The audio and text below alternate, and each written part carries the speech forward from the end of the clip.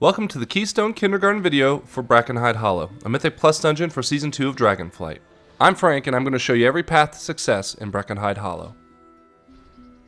Before we even begin, alchemists with a trade skill of 25 will have a huge leg up in this dungeon due to several decaying cauldrons scattered throughout the areas of the dungeon. Alchemists can cure the cauldron so players can interact with it to gain the Cleanse Rot action button that lasts 5 minutes, allowing for 1 disease cleanse. Given the amount of disease in this dungeon, this can be very useful, especially if you're unable to clear diseases as a healer or a tank. Alright, let's get to it.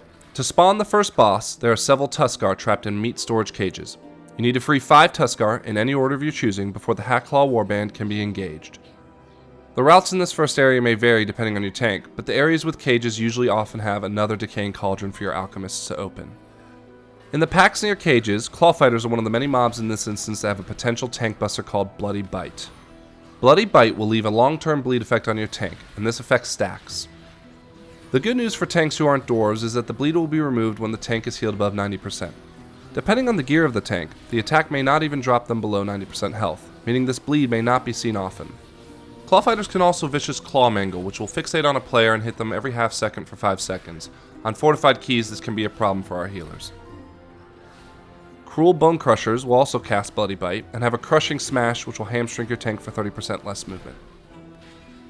Vicious Hyena are another mob that attack with Bloody Bite, but they also attack with Infected Bite, reducing healing by 15% on the target, which may impact getting the tank over 90% health to wipe out the bleed. Despite all these annoyances for the tank, a higher priority target will be Bone Bolt Hunter. Bone Bolt Hunters will shoot random players and also Bone Bolt random players. Bone Bolt is the one more dangerous of the two, as it will leave a 20-second bleed out, which will also increase the damage of an additional Bone Bolt to that target by 50% for each hit. And whatever you do, do not trigger toxic traps thrown on the floor. Trick Claw Mystics will stand and cast Earth Bolt, which should be interrupted just to try to bring them into the group's AoE. But don't sleep on these mobs when a Decay Speaker is in the pool too.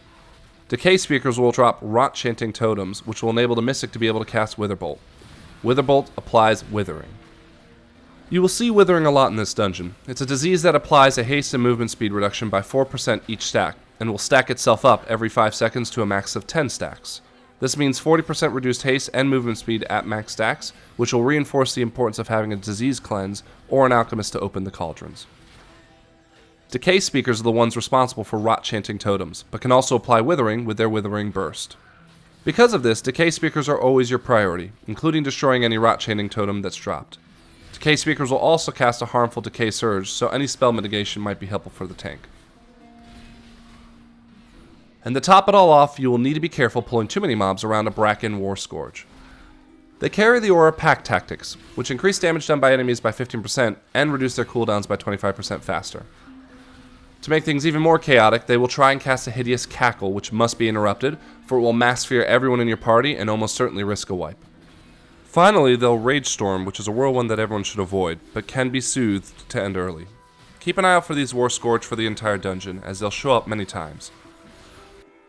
5 Tuskar freed, and you'll be able to engage Hackclaw's Warband. Lots to unpack here, so let's get straight to it. The Gnolls have an Enrage that occurs when one of the 3 of them hits 15% health. Try your best to cleave them all together to 15%. Healers need to keep players topped up because the 3 bosses will have Prey on the Weak. For every player missing 10% health, they will each gain a 10% haste buff. With Rira Hackclaw, tanks should point her away from melee as her attacks have a natural cleave. She will Blade Storm, so that means melee has to react to it. Everyone should be watching Trick Totem to cast Greater Healing Rapids, a big heal that will add a heal over time as well, to top off one of the bosses, making the 15% cleave goal more difficult. Otherwise, he has a filler cast called Earth Bolt that anyone with some interrupts left over after Rapids should try to stop. Gash Tooth has a Shadow Step ability called Gash Frenzy, where he will jump behind every player applying a 45-second bleed. The bleed will drop if the player is healed above 90%, which is important alongside Prey of the Week. Gash Tooth will also jump to a player and mark them for butchery, where rapid hits will require defensive and healer priority to survive. All that aside, there will come a point where each boss uses an ability that all need to be dealt with, otherwise a certain death is imminent. Starting with Hextrick Totem, this is usually casted on the healer, which will turn them into a critter. DPS need to break this totem immediately because the healer needs to be able to dispel Decayed Senses off the tank, which disorients the tank for 15 seconds. The tank needs to be dispelled so that they can stand between Rira and a player to intercept Savage Charge, saving them from such a large hit that it will certainly kill them. So to recap, avoid Blade Storm, interrupt Greater Healing Rapids, survive marked for Butchery. While doing all that, destroy the Hextrick Totem immediately, dispel the Decayed Senses off the tank immediately, and have your tank intercept the Savage Charge all within the 15-second window. And healers keep everyone above 90%, so Prey of the Week isn't making things worse. Once you kill the Council, the doors will open to climb the hills to Boss 2 and 3. There are two paths to take here. I'll cover both ways just in case routes that are popular change between the two possible ways. Starting with the left fork, you'll see some familiar Bone Bolt Hunters, Vicious Hyena, and Bracken War Scourge. But they'll be joined by some Flesh Ripper Vultures, who have a screech that should be kicked as often as possible, and Gut Chewer Bears, who will maul the tank. Where these beasts become important is with the Rotbow Stalkers. For starters, Rotbow Stalkers have the added spell of Bone Bolt Volley, which is an easy to miss frontal with very little telegraph. They also carry the Pack Tactics aura. Where things can get chaotic is they'll also use Scented Meat on a non-tank player. This will cause the hyenas, vultures, and bears to focus that target. Use any stuns, slows, etc. to prevent the party member from death, and if none are available, kite backwards. You'll also be introduced to Skulking Gut Stabbers in a seemingly empty room, where 6 will emerge to join a Bracken War Scourge. Outside of another Bloody Bite attack on the tanks, they'll also use Withering Poisons. If you decide to take the right path, here's the trash you may experience on the way. Before I talk about the other mobs in this area, let's talk about Infected Lashers. These mobs will appear in various ways in the trash ahead. Tanks quickly need to grab aggro on any that appear, and just watch for them attempting to stack their bleeding attack. They can die quickly with the right cleave. Present in some of the pools, decaying slime won't do much, but when they die they'll burst, leaving pools of decay. This burst mechanic is something you can expect to see on Treemouth later. Decayed Elder only exists to summon Lashers, so this will be a lowest priority in pools. Brackenhide Shaper can also summon Lashers, and will cast a kickable Touch of Decay. And then the big trees are Wilted Oaks, which will be your highest priority for DPS. The oak will have an Essence of Decay aura that will summon more Lashers, and when this mob summons Lashers, it actually summons 3 of them. The oak will also cast a Stomp in the 10-yard area around them, and finally has an interruptible Necrotic Breath, which will hit hard and reduce healing received. If for whatever reason the interrupt can't be done, tanks please point this mob away from friends. Since there are 2 possible second bosses, we'll start with Gutshot as our boss number 2. Gutshot is an ad management fight where her hyenas can cause havoc if not dealt with quickly enough. She will carry an aura called Hunt Leader's Tactics, the same attack damage and cooldown reduction aura from previous trash. On pull, she'll already have 2 hyenas that need to be nuked down before she casts Meat Toss on a player, causing the hyenas to target a player in the group and pursue them. Hyenas are enraged with Feeding Frenzy that can be soothed, which will prove very valuable as they gain 100% damage while under the frenzy. These hyenas will inflict a bleed called Crippling Bite, which has a 50% healing received and movement slow effect. So do everything to ensure they do not land these attacks. After a certain amount of time, she will call more hyenas to reinforce herself, so Meat Toss is always at risk. If this does get cast while hyenas are up, be sure to kite them ideally through ensnaring traps that Gutshot is tossing around. On Mythic difficulty, these traps last the entire fight, so they will rearm themselves after 5 seconds. To counter the hyenas getting trapped, Gutshot periodically casts Master Call, freeing the hyenas trapped and also giving them a 15% movement buff. The hyenas can also Bounding Leap, where they will land at a random player's feet and stun them for 4 seconds. Tanks, Gutshot will cast Gutshot on you periodically, which will push you back. You'll want to kite the hyenas that spawn into ensnaring traps, but also be aware of your positioning because Gutshot can knock you into one. Once your second boss is dead, you'll have a new spawn point for the dungeon and can make your way to the next boss. Between Gutshot and Treemouth is only one new mob that we haven't seen yet, and it's a high health mini-boss called Stink Breath. You'll want to spread out around Stink Breath as best as possible, as you'll choose someone in the party to cast Stink Breath on. This cone will disorient the person for 4 seconds, so minimize it to only hitting one person by spreading around. Also pay attention to your proximity to Stink Breath when he casts Violent Whirlwind. This is a knockback effect that could push you into other trash or even possibly off the bridge. When you spot the deathly looking tree, you've arrived at Treemouth, the 3rd boss of the dungeon. Treemouth will cast Decay Spray, where he'll frontal in a direction and spawn 4 decaying slimes. These slimes need to die quickly as they will cast an AoE Gushing Ooze, hitting everyone in the party. Interrupt whatever you can, and as these slimes die, they'll burst, leaving a pool on the floor that you want to stay out of. Tank's positioning can be chaotic on this fight due to Vine Whip, where a small frontal cone will attack you and push you back.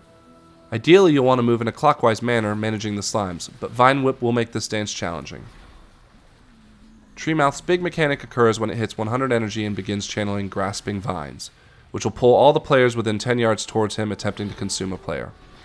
On Mythic difficulty, someone must be consumed, otherwise he will permanently enrage with Starving Frenzy, doing 150% more damage and 20% more haste. The player who's consumed will gain a partially digested debuff, meaning they cannot be consumed twice in a row, so alternate who gets consumed between your two most offensive party members. The player who's consumed will be released once the shield is broken on Treemouth, and if you're the consumed player, you'll still be able to attack from within the boss, so don't slow down. Healers, just keep an eye on the consumed player as they will take a lot of damage, and rinse and repeat, you'll be moving on. There's an argument to be made that the path from Gutshot to our last boss is easier than the opposite path from Treemouth, which is a gauntlet. But whichever way you take, expect to see some more Bracken Warscourge again, as well as these new mobs. First, some non-elite trash called Witherbiters can hit your tank with some more bloody bite, so don't let them live too long.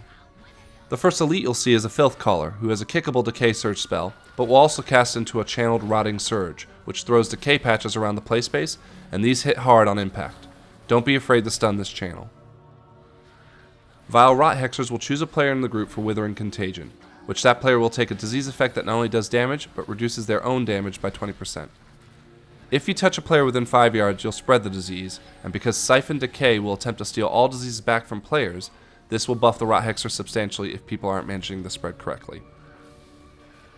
Our highest priority target in these pulls will be the Fetid Rot Singer, who will empower their closest allies with yet another Pack Tactics aura. They will choose a player to hit with Bursts of Decay, so stay clear of the 5-yard green circle that telegraphs who will get hit. And most importantly, when Rot Singer drops their totem, everyone needs to switch to it and kill it before it can get a cast of Withering off, which will hit all players. And then we come to our final trash mob of the run, Disease Slasher, who would only make sense to have another bloody bite on the tank, but will also Decay Strike, creating an absorb shield that must be healed through. Make sure you have enough room around the final boss so you don't accidentally pull any surrounding mobs, and you'll be ready for Decatriarch Wratheye. Wratheye's entire fight is about debuff stack management. Her attacks will give anyone hit a stack of Withering Rot. This will not fall off in Mythic Plus, and can stack, each time reducing your damage done by 5%, and having a dot tick alongside it.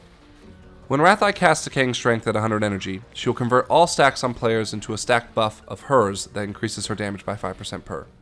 Every successful strike against the tank will knock one of her stacks off, however she does not seem to burn through them faster than she can acquire them. Decaying Rot will also trigger a Withered Eruption depending on how many stacks of Withering Rot each player has, so spread out when nearing 100 energy for the boss. Healers, the tanks will be hit with Decay Strike, which will stack healing absorbs on the tank. Just heal through it when you see the debuff applied. Where things will get chaotic is when Wratheye casts Choking Rot Cloud in front of her. This will coalesce into a large cloud that will rotate around the room, and if anyone is hit with either the cone or the cloud, they will get a stack of Withering Rot. The cloud will also silence anyone who stands in it, so casters, get your mobility talents ready for a high movement fight. The most important portion of the fight is when Rot Burst Totem is spawned and must be destroyed as the highest priority. It will cast Rotting Burst, which will add more Withering Rot stacks to the party, but may also cause undue stress to the healer trying to keep up with any and all stacks of Withering Rot. Watch as the Choking Rot Cloud circles the room while trying to kill the totem. After you chase the boss away with some RP, you'll be done with Brackenhide and collect your loot. I'm Frank with the Mythic Dungeon League. Keep checking back for more Keystone Kindergartens on our new rotations of dungeons, and we'll see you in the next run.